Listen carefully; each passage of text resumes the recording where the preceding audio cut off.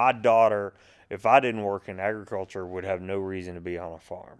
She would think all of her food came from the grocery store, would not know anything about where any of the food that we eat comes from, which is largely a part of my motivation for working in agriculture, is to bring that connection to the farm back.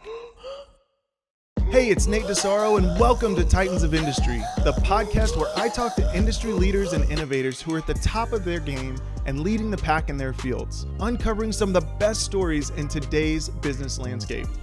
In this episode, I sit down with Jason Brown, a PR executive for the Arkansas Farm Bureau, which is a nonprofit private advocacy organization that works with families throughout the state to improve the livelihood of farmers and their families. Jason is also the host of the Arkansas AgCast, a podcast discussing the latest agriculture news in the state, and he's the former president of PRSA's Arkansas chapter. He shares his insight about industry trends from the modern farmer and the importance of honoring where our food comes from. Now, let's get to the episode. But before we do, let's talk about content strategy and video for marketing your business. Our team at Content Titan is committed to great storytelling no matter what industry you're in. It's crucial to engage, entertain, inform, and captivate your audience, and video is the best way to do it. Having worked with people and organizations of all shapes and sizes, our team has the experience to deliver the right content at the right price. We are easy to do business with, and we know how to get you results. Visit contenttitan.co to learn more. Now here's the episode with Jason Brown. Jason, thanks for jumping on the podcast. Hey, Nate. Really appreciate you coming in. It's weird. I'm having some strange deja vu, but sometimes that just happens. Have we been here before? Well, you have your own podcast that you host, but I'd love for our listeners to be able to just get a little insight into who you are, what you do, how you got here. Yeah. Take it away. So I guess I'll start from the present. I'm Director of Policy Communications at Arkansas Farm Bureau. Everybody is, when they hear Farm Bureau, they think about insurance. Little do they know that the insurance company is owned by something called the Arkansas Farm Bureau Federation. We're a much smaller organization. We are advocacy based and work to help and advance the farming and agriculture industry in Arkansas. So I work on that side of things. I don't know anything about your insurance rates or things like that. So I'm Director of Policy Communications, and that's important because really we're a policy-based organization. Everything we do is about developing policy from the ground up and policies that help and advance the ag industry in Arkansas. So really spend all my time thinking about agriculture, and that makes me really happy because several years ago when I started my career in public relations, agriculture played a small role in the work I did every day, in addition to manufacturing and healthcare and education and things like that. And over time, I became just really, really interested in agriculture and wanted to find a way to spend all my time working on and thinking about agriculture.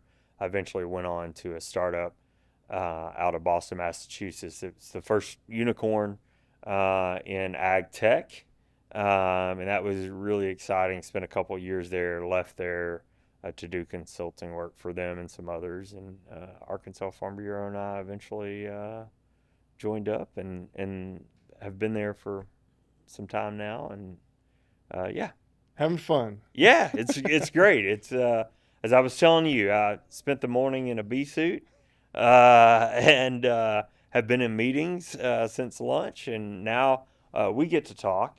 So I never know what my day is going to be like, and that's one thing I love about working in agriculture. Well, that's one of the things I love about the industry we're in too. We're out telling stories, meeting people, talking to people in different industries all the time, and we never really know what's going to happen day to day.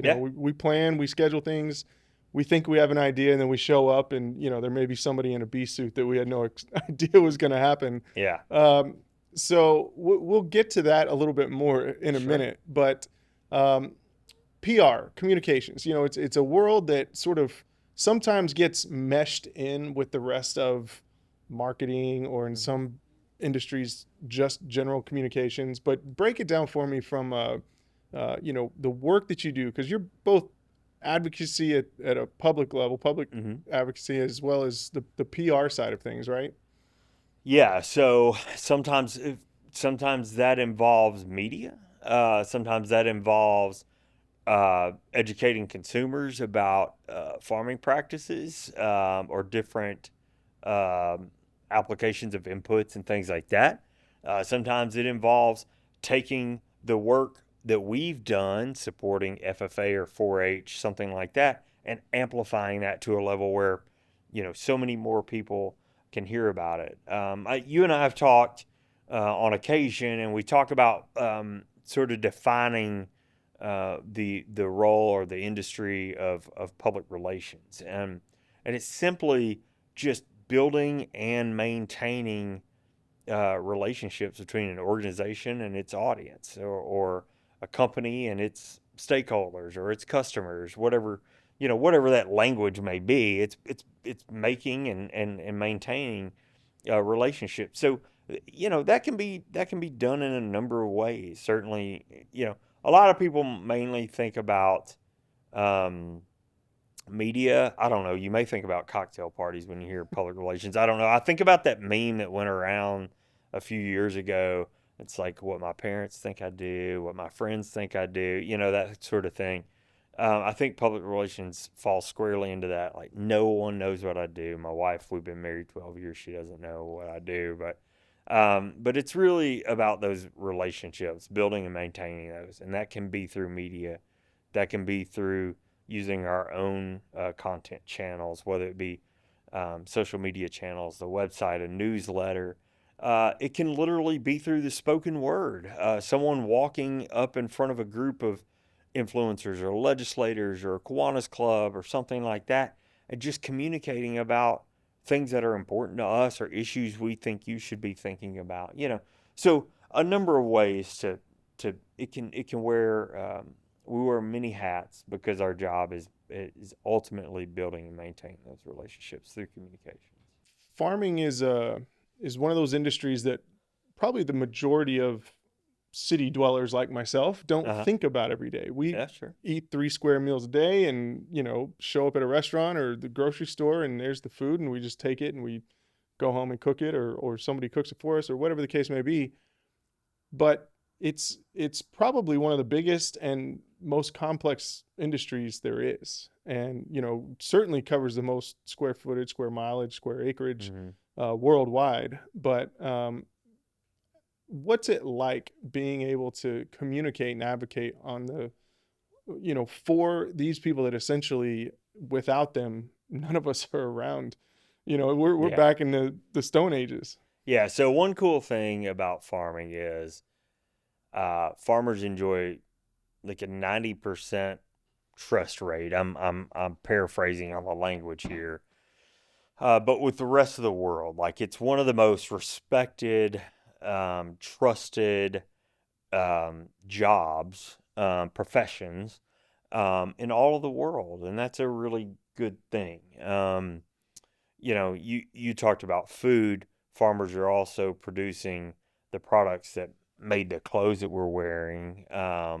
Uh, in some cases, providing the energy that is operating the building or our vehicles, and touch a lot of different aspects. And it's really when I think about that, it's really a gift. I think about the opportunity to be a part of an industry that has such an impact. It really is a gift to be able to be involved in that. One of the challenges is in the 30s in Arkansas. We just went back and pulled a bunch of census data by every census from 1935, and in the 30s, 80% or so of Arkansans lived in rural areas of the state. Today, it's the exact opposite. Over 80% of our population lives in urban areas. And so we're so disconnected. None of us are probably more than 3 generations from the farm, if I had to guess. I think it'd be really hard to find someone who was further than 3 generations from the farm. Um, but you know, but we are steadily losing our connection to the farm. My daughter, if I didn't work in agriculture, would have no reason to be on a farm. She would think all of her food came from the grocery store, would not know anything about where bacon comes from or where, any of the food that we eat comes from, which is largely a part of my motivation for working in agriculture, is to bring that connection to the farm back.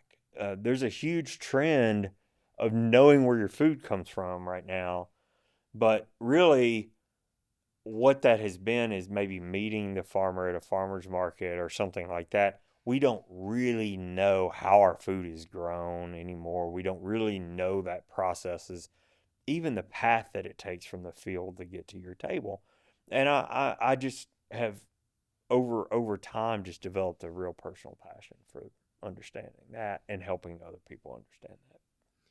You mentioned that I know we've talked before that farmers and generally the people that live and work on farms may not fit the bill of what we might think of stereotypically as a middle school education, can't complete their sentences, you name it. Oftentimes, I've never seen a farmer wear overalls, believe it or not. But often there's some of the coolest people we're going to meet, right? Talk to me about just sort of the mentality of your everyday farmer. I mean, is it somebody that, drives a 1972 Ford pickup and, I don't know, we see these movies and there's these stereotypes out there. For sure. Yeah. I mean, even now, even current movies being made sort of facilitate some of those stereotypes that we have. We joke a lot. I keep a photo. It's an art project that my daughter did in kindergarten. I keep it pinned up in my office, and it's her face on a farmer's body, and it's literally a straw hat on her head in the picture, and wearing overalls and black boots or something like that. And again, literally never seen. I've worked in this field for over a decade and never seen a farmer wear overalls,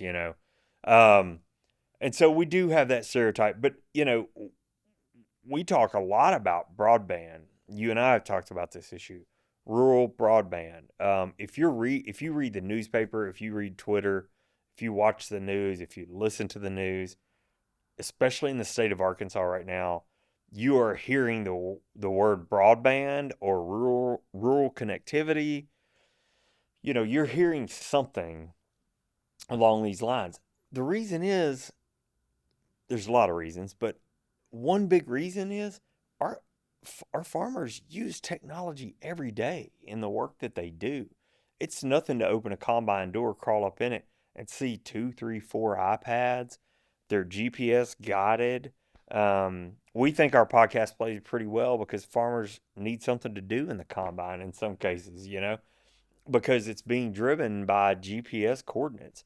A farmer could be sitting at dinner and pull up and say, well, they're harvesting this field and we're averaging 65 bushels an acre of soybeans right now. That's really good. I can make a marketing decision, right? I can sell some of those beans because I know how much I'm harvesting right now. It's really a tech forward world, like the rest of us, but it's really a tech forward world. I know traditionally you've seen wives involved in a farming operation. They sort of cooked lunch or took that role on that we sometimes used to see on television. And now, they are a big part of the operation. I mean, and making some decisions or acting as an influencer, acting as that chief communications officer in some cases, playing a very different role on the farm than we used to see.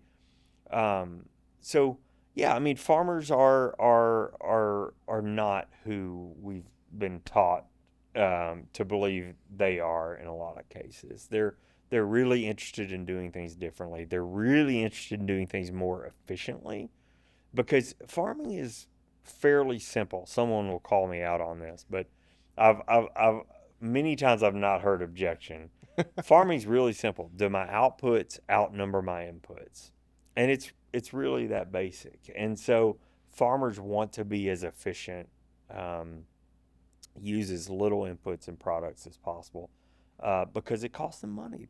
They can make more of a profit when they do that. So farmers are really, really running a front office business now more than ever, to make their operations more efficient, which work out for us. It means there's food in the grocery store when we go there.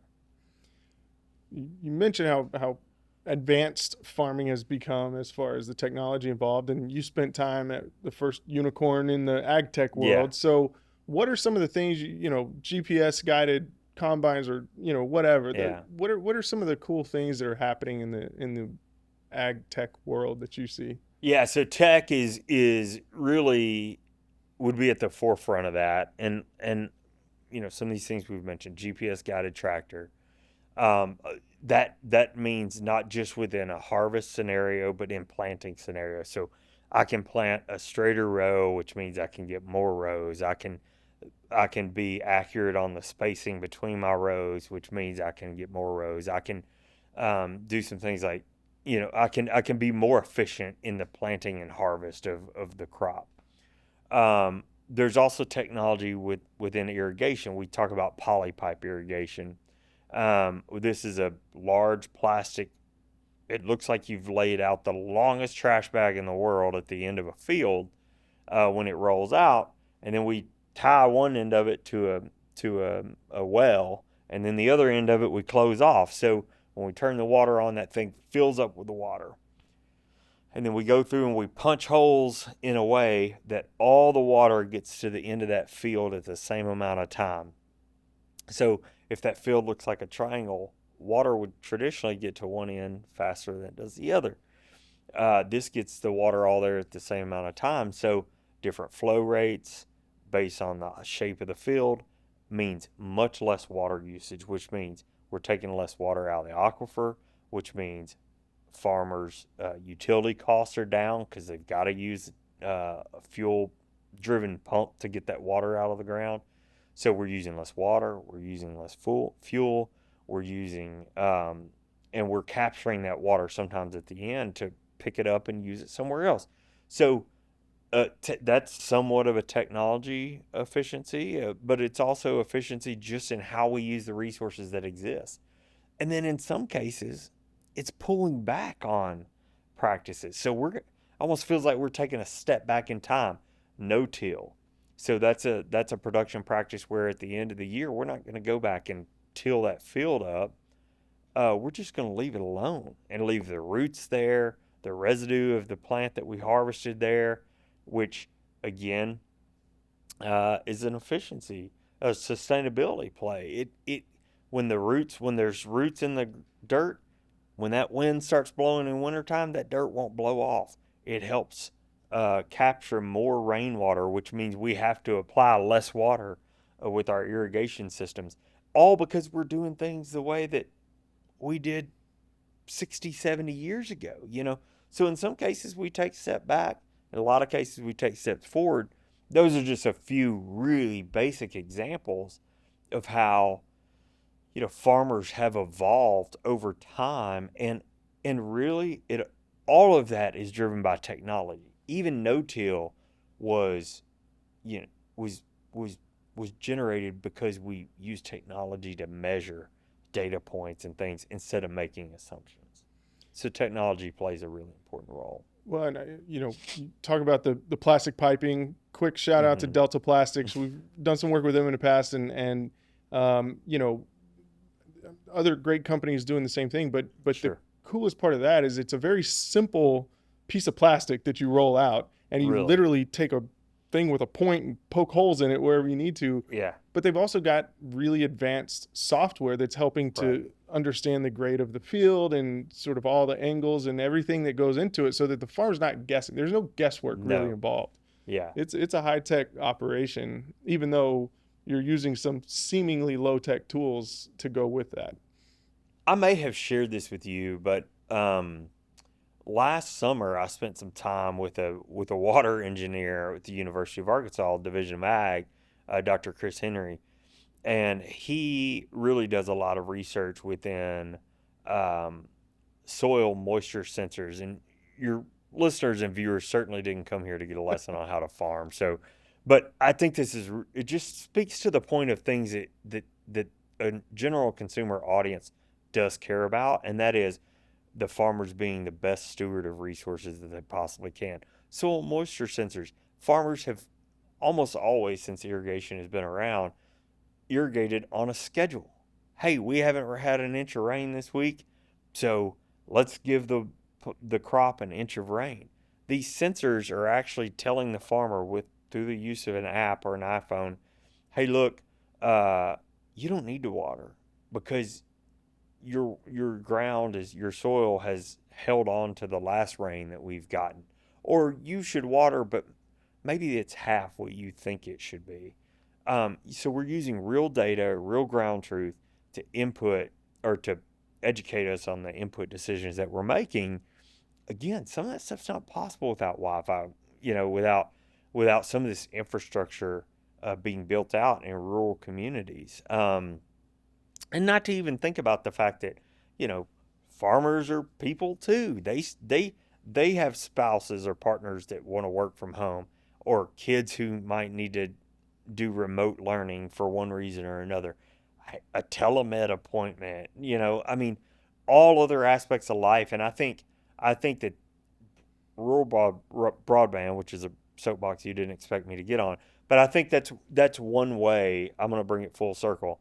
That's one way that we can get back to growing that rural population again, like we were back in the 30s, is when you can move out into a rural area, a county, or the country as we used to call it, I guess, and you can do that and still maintain the life that you had in the city.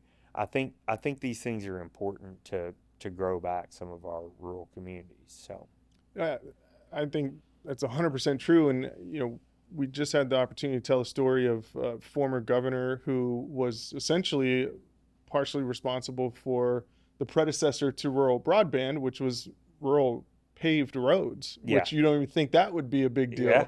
But back in the day, was there access to the market? And they had to get paved roads back there so that they could, get these trucks, and probably before the trucks, the horse and buggies and all that. Yeah.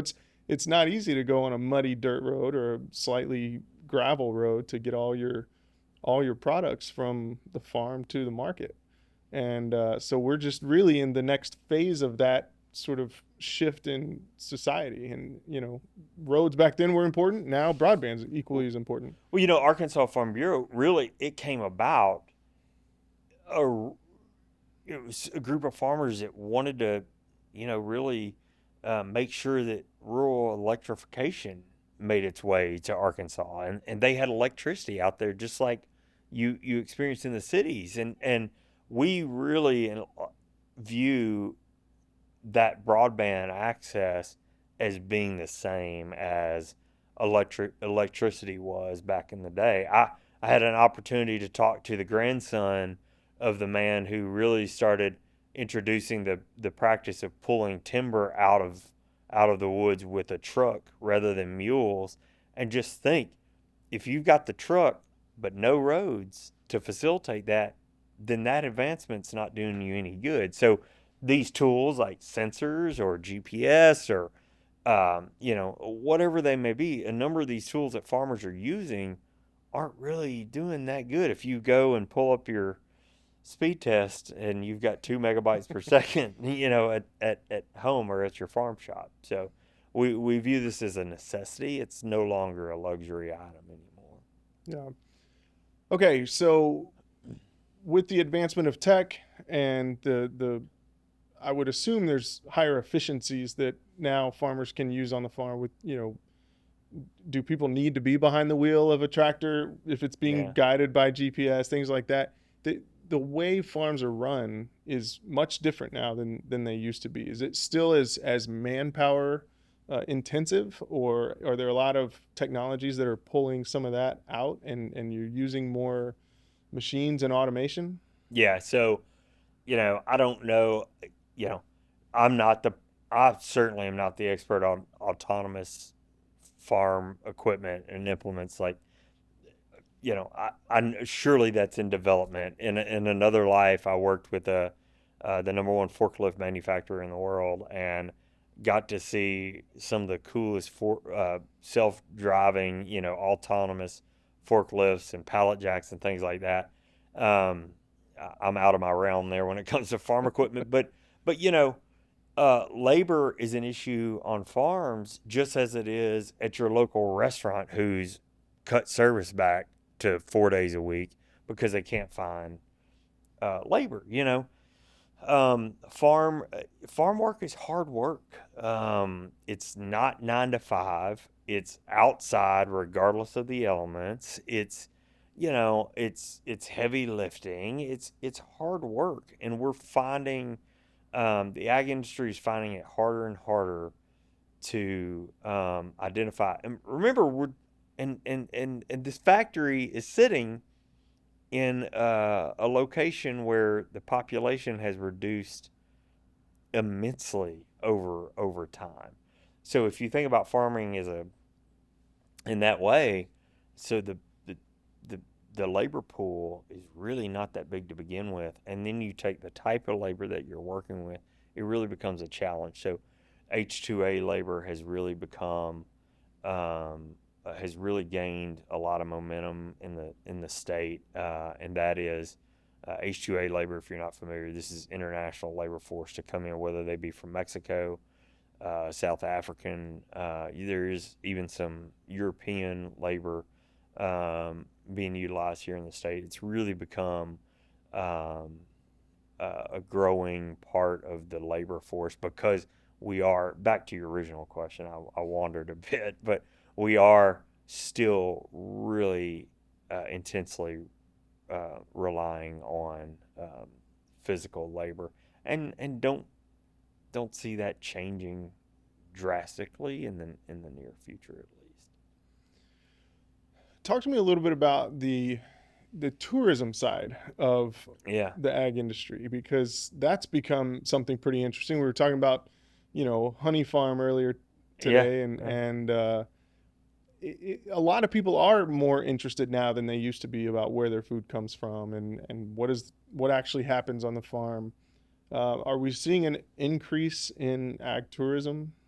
Yeah, so ag tourism is really taken off. I'm certainly not the expert on really anything agriculture. I can share my perspective, but I believe I believe Parks and Tourism has added an element of agritourism to what they're doing. I know certainly Arkansas Farm Bureau has some interest, and many others have interest in that. And then you've got national or international organizations. Harvest Host is one of them that is really trying to draw upon that experience of being on a farm. The farm I was on this morning has an aspect of agritourism. Number one, they teach beekeeping classes just about year round, which is really cool. I asked about that. In the city, I live in the city, and I was asking, like, I'm always trying to think about ways that I can incorporate agriculture at my house, or bees one of those things. Oh yeah, totally. Yeah, beekeeping is totally something you can do in the backyard of your neighborhood home. But they have a tree farm out there. They sell some of the products that they raise. I saw goats out there. We've got a couple of vineyards here in central Arkansas that offer event venues and things like that. Of course, I don't know when this episode will air, but in the fall, always you see pumpkins, pumpkin patches, and corn mazes, and hay rides, and these types of activities as well. So there's a lot of different ways to be exposed to the agriculture industry as a consumer. I think about farmers markets. As we are right now, farmers markets are starting to wrap up. But farmers markets almost always have the farmers there that grew that product and produced that food, and now they're selling it to you. A great way to interact. And I guarantee you, if you go out and you talk to those folks, they'll say, hey, you're welcome to come out. You're welcome to come out to my farm and see how I produce this food that you're eating. And there are some notable farms around the state, Rabbit Ridge, Ralston, that invite people out on a regular basis. There's some of those that are, more of a special occasion, like the events that I was talking about earlier. But yeah, agritourism has been I'll call it a win-win. I know that's a bit of a cliche, but it's been a way for people to understand where their food comes from and be educated in that perspective. For farms, it's been an added revenue stream in some cases, and been a way to help maybe do some things or expand here where they might not have been able to do that otherwise. Well, and you mentioned a couple vineyards here, and one of the best examples I think of agritourism that you don't often think of as that is wineries, right? Yeah. I mean, all a winery is really is a grape farm. Yeah. And it That's just it. happens to make a product that people really want to go sit and enjoy and understand where it came from, the stories behind the flavor notes, and get to meet the people that actually, bottle that wine. And there's a lot of interesting things. I think some dairy farms with cheeses are the same way. Uh-huh. Wine and cheese, great pairing. Yeah. But do you think, or I mean, not that you're the expert as you say, but using your PR brain, is there a way to turn more farms into those kinds of experiences? Yeah, so we've been working on a fun project that is focused on road safety for farm equipment, and just really helping consumers understand how farm equipment operates and what it can and can't do. A lot of people don't understand that farm equipment doesn't move faster than 20 miles an hour. Some of it, there's an exception to some of it, but they don't always have blinkers, things like that. In Northwest Arkansas, we've gotten that community engaged some, and they say, yeah, we love it. Let's talk about bikes. We're like, oh wow, we've been thinking about cars and minivans this whole time. We didn't really think about bikes. And when you think about it, I mean, a lot of these, at least longer range. Now I'm a river trail guy. I'm riding 7 or 8 miles and I'm out. But we were with a local chef this morning who was like, okay, are we done now? I want to go ride my bike. I've got to get in 50 miles today. And he says he often rides by the farm that we were at. That's an opportunity to engage that crowd. If you've ever been to Me and McGee Market in North Little Rock, anytime on a Saturday morning, any given minute, you'll see folks in cycling get up and bicycles there at the market, and they may be having breakfast, they may be doing a little shopping, whatever that may be, but they have. The market, when I say they, has taken advantage of a captive audience. You've got a crew coming through on bicycles that need a break or need a bottle of water or whatever that may be. So we talked about this in Northwest Arkansas, maybe putting up some signage on your farm to educate those cyclists as they drive by. Hey, maybe you're not to the point of wanting to host a tour bus like P. Allen does at his place in Roland or whatever that may be, but maybe start by a little bit of signage. Hey, on this farm we grow XYZ, and do a little bit of education just on your own property and sort of work your way there. I believe there's some agritourism classes that you can take that may be offered by different government departments here in the state. I certainly know there's resources nationally. But the more of that stuff that we can do, U-picks, we talk about U-picks a lot, so I'm using a little bit of jargon, but these are, I bet we've all been to a strawberry patch at some point and picked our own strawberries and then weighed them and paid for them on the way out. We've got several of those types of places here in the state. All of these places are agritourism, and there are ways for you to get closer to the farm. Some of them are going to feel really touristy. I'm thinking of a pumpkin patch that we've been to several times with our daughter. Look, you're not going to show up at a pig farm and see pig races. That's not going to happen. So some of these things are kind of glamorized for your experience. But there are opportunities to have a more realistic, more real deal ag experience out there, and you should take advantage of those. Yeah. Yeah, I think we've all been to pumpkin patches. We've all been to, pick our own strawberries. But there's so many other ways, it seems like, that, and hopefully it continues to advance as broadband advances, as technology advances, more ways that city people can interact with and have a good time out on the farm. Yeah.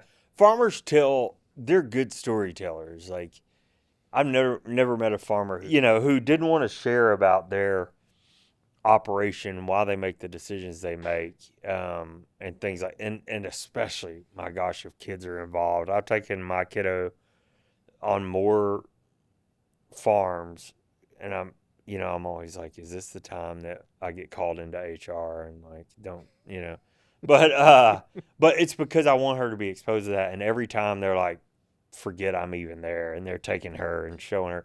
I had a farmer like shoot a selfie a couple months ago, and he's like, okay, now you got to come back and see how tall you are, how tall these beans are when you come back, but stop a farmer and ask them, like, what are you harvesting? What's your process? Teach me something, and just kind of take that as an opportunity. I mean, be respectful of their land and things like that. But, I see a lot of fall family photo shoots in a field, ask that photographer, hey, do you know the farmer? After we get done with the photo shoot, are they going to be there? Can we talk to them? Take advantage of these moments where you're in front of a farmer and ask them. Ask your school's teacher, hey, can we get a, do you have a farmer who can come in for career day? Every school, I think, has an Arkansas week. That's a great opportunity to do something like that. If you don't know one, call us. Well, call me. I'd be happy to help you get a farmer to your school and talk to those kids. They're happy to share. And that's what agritourism, I know I kind of went off on a rant a little bit, but that's what agritourism is all about, is bringing that connection back to us who don't ever get to visit a farm or be on a farm anymore, like our grandparents or great-grandparents used to be. Well, I'll go back to wineries because clearly I'm well-versed in that side of it. I'm starting to see that. Well, I was fortunate enough to go to Italy earlier this year and went to a winery in Tuscany, got to go experience that whole thing. And what happens when you do that is you hold that product in a higher regard. You know a little more about it. Yeah. It's ironically, it's the more special wine, even if it wasn't the most expensive, right? Yeah. Because now you know something about it. So sure. You want to go tell other people about it. And, you want to kind of feel like you know something that they don't. And yeah. I think we want that with everything in life, right? Yeah. Whether we've been to Disney World and we want to tell our friends about the coolest thing about Disney World because they haven't been there. Yeah. Or whatever, if it's a story of crop from a farm. Like, yeah. Once we get that experience, we want to share it with other people. And I think there's incredible value to that. And I think if we can capitalize on it and continue to grow that sector, I think it only benefits farmers. They can do more if they're getting different sources of revenue and everything else. I do want to jump into, because this is another important thing I think about the industry, the business of farming is a really unique business. It's one of the only ones I think that farmers pay retail and sell wholesale. Is that right? Yeah, they buy at retail and sell wholesale. Yeah, and they're not guaranteed based on their input an X number of output. When an airline fills up an airplane, they know exactly how much money they're going to make on that flight because they got X number of people at X number of dollars, and that's not going to change.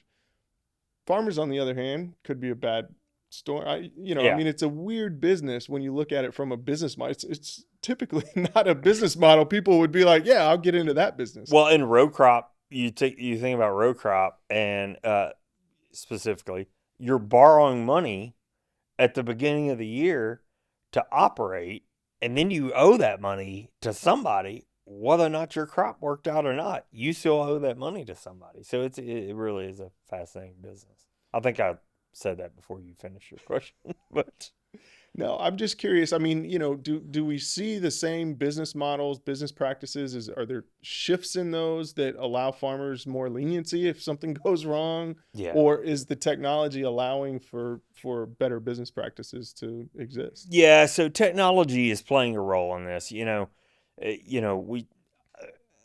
when I was talking earlier about things like, soil moisture sensors, I'll pick on those things again, which are really just fancy looking PVC pipes that go in the ground and have an antenna on them to communicate back to your phone or something.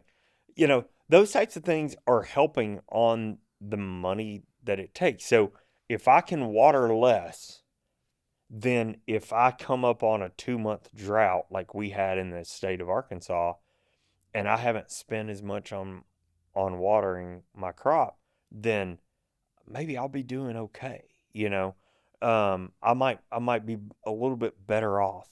Or if I can plant a cover crop in to help my ground absorb more water every time it rains than it used to, then that's less money I have to put out. So when those adverse conditions, weather and bugs, I guess would be what I would call the two most notable pressures a crop can face. When those things come along, I'm better prepared.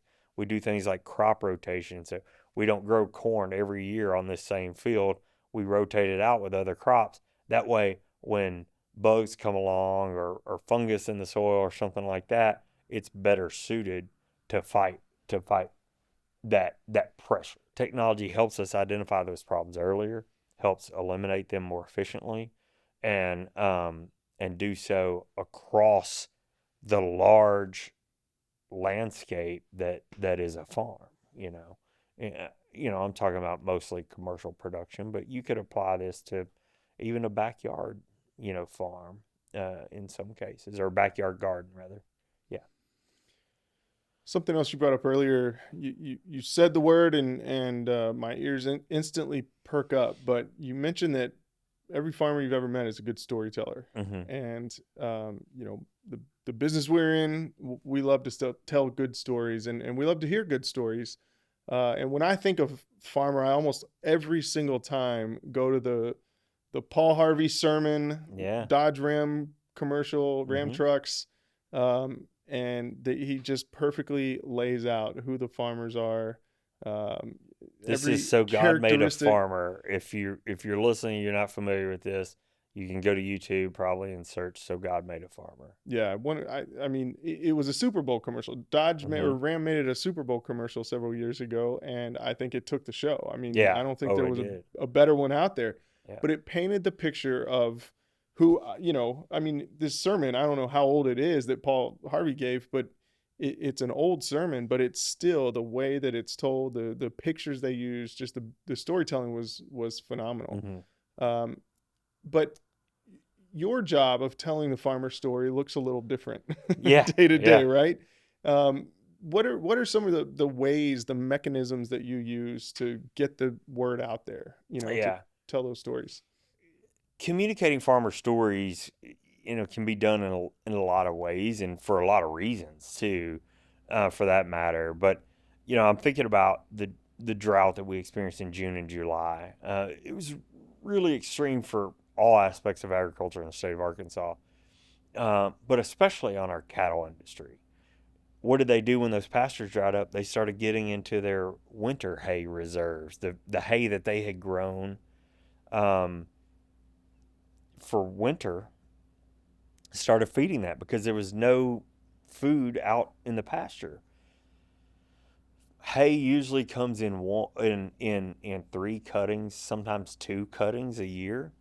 Farmers had gotten through 1 cutting when we got into that drought. So now you've got a scenario where there's no food on the ground to eat.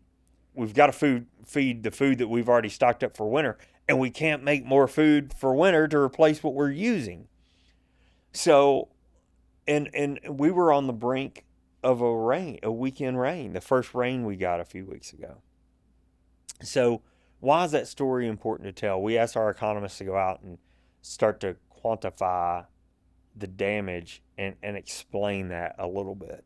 So we told that story, and we told that story in a couple ways. Number one, we shared some of that information in our podcast, the Arkansas AgCast.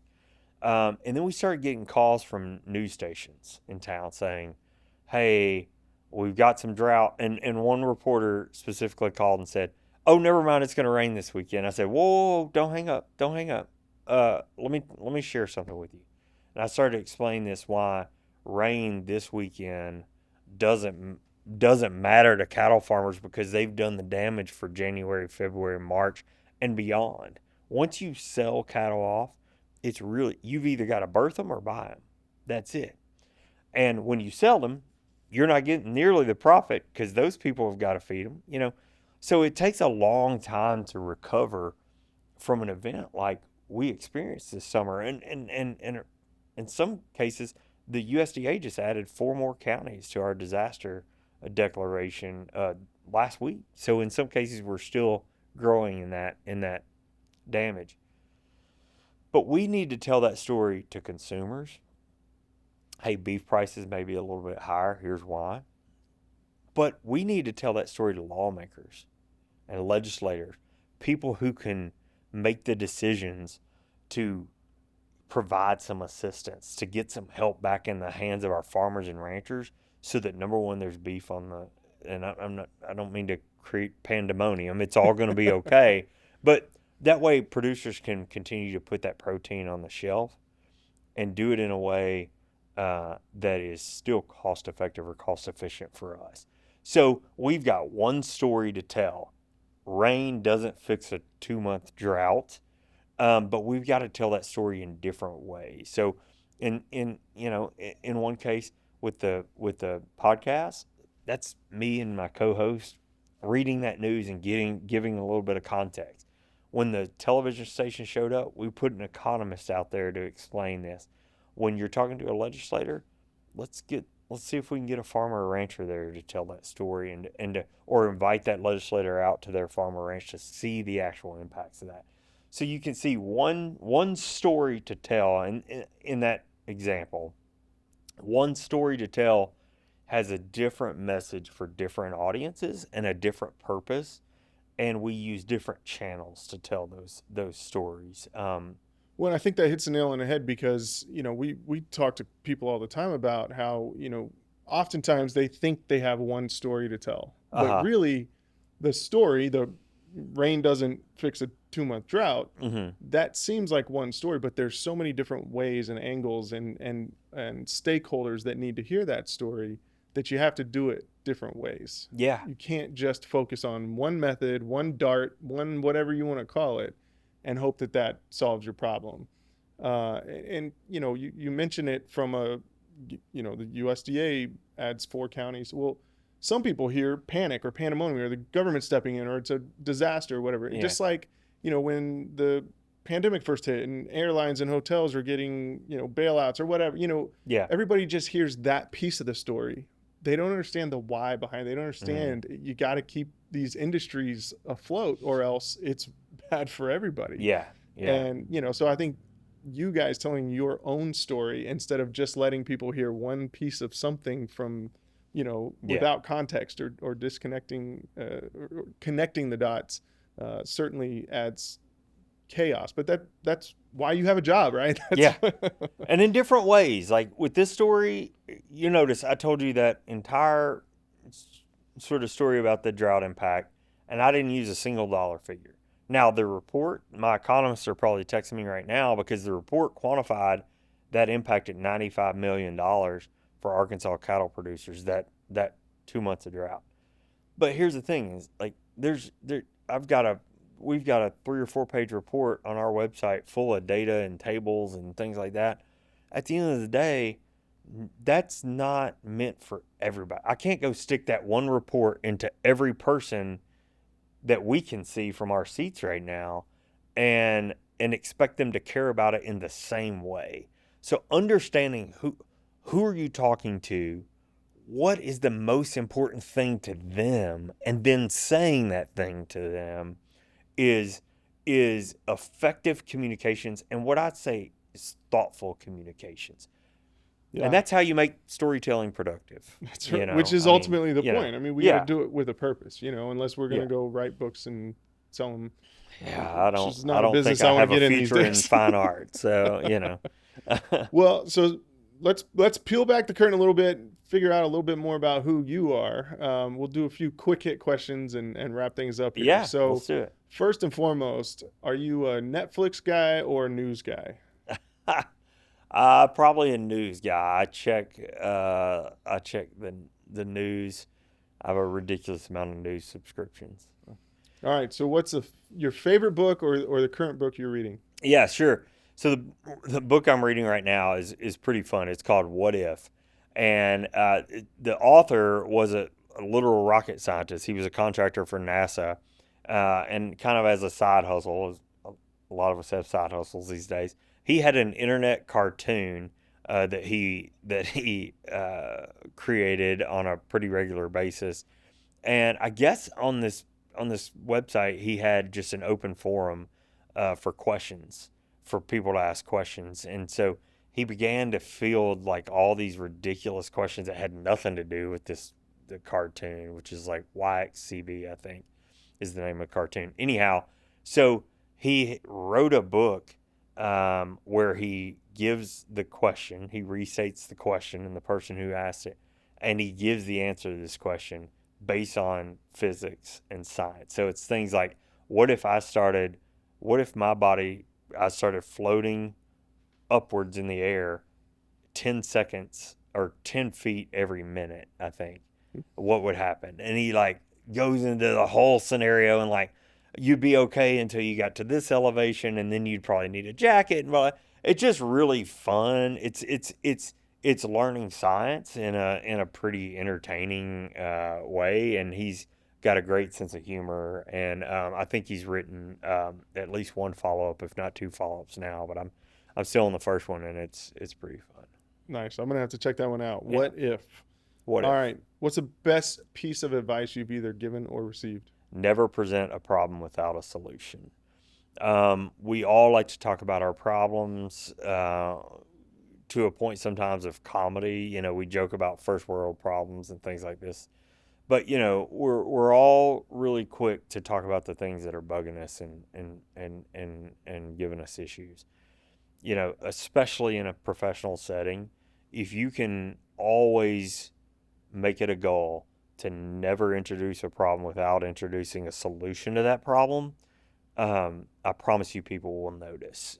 This advice was given to me really early on in my career, and it took me a long time to really understand it. And honestly, it's the gift that keeps on giving. Like, the more I think about it, the more meaningful it is to me. And we applied at home.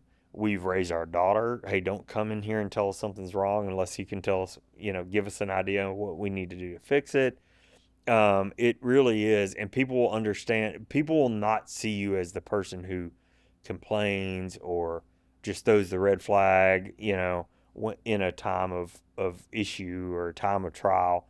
You start to be seen as the problem solver or the solutions oriented team member and things like this. So that's it. Because it's the absolute truth. Nobody wants to live in a world of problems, Yeah. but we want to live in a world of problem solvers.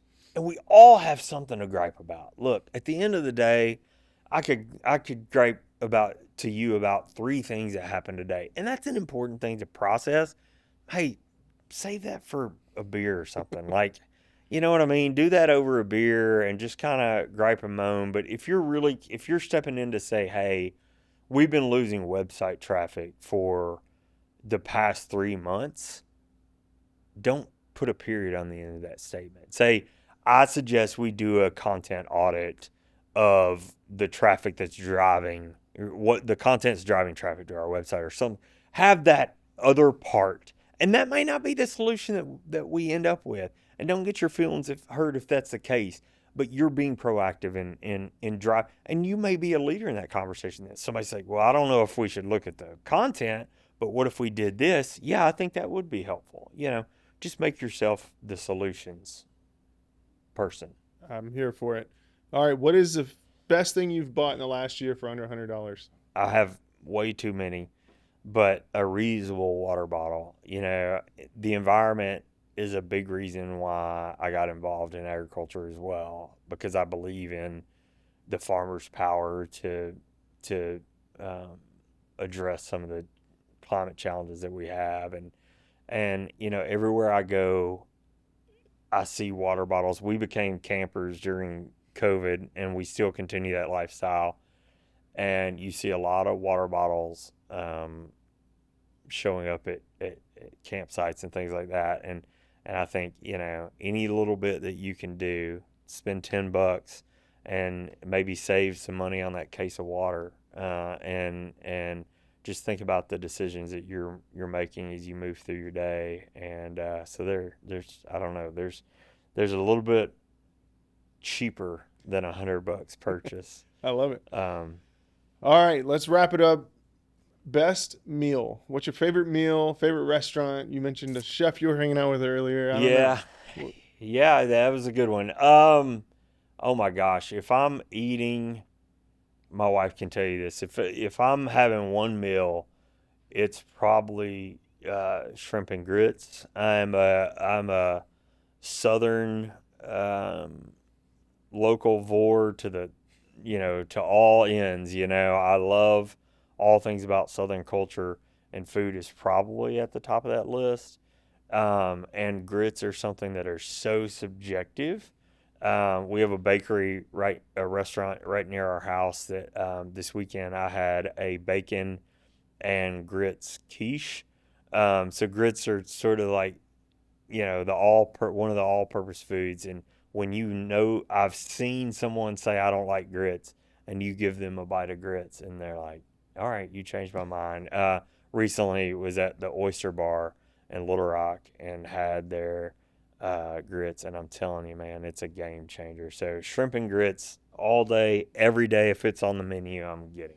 If you haven't had them at Loco Luna. I have had them at Loco Luna. I'm sorry, Red Door. Right okay. Across the street. Yeah. Right across the parking lot next, there. Yeah. The other grit recommendation I have for you, and I don't like just seek them out, but you know, when you have memorable ones. That's right. My mom was with me at the corner, and she's like, yeah, who wants my grits? And I'm like, just try them, you know. And she ate the entire bowl. You know, they were really good at the corner too. And the chef there's Canadian, so. Oh, really? Yeah. Okay. I did not know that. Have they been on this podcast, the sisters, or? No, not yet. Okay. We'll have to get them on here. Yeah. You started this season with food, didn't you? Kevin?